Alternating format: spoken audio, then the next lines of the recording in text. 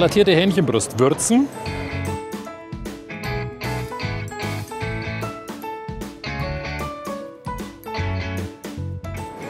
Und jetzt kriegt unser gerolltes Butterhähnchen einen Kern aus Butter. Am leichtesten macht man das, wenn man die Butter erst eingefriert.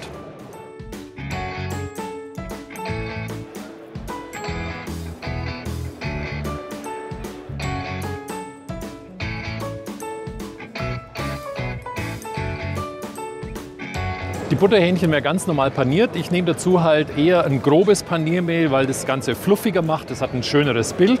Also Mehlei und ein fluffiges Paniermehl, ein grobes. Kann man auch mit einer Gemüseraspel oder dergleichen machen.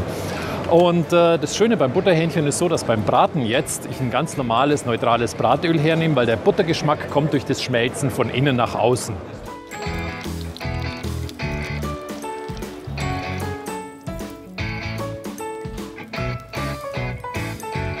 Das Paniermehl saugt ja manchmal auch so stark, dass man ruhig nur ein bisschen Öl nachgeben muss.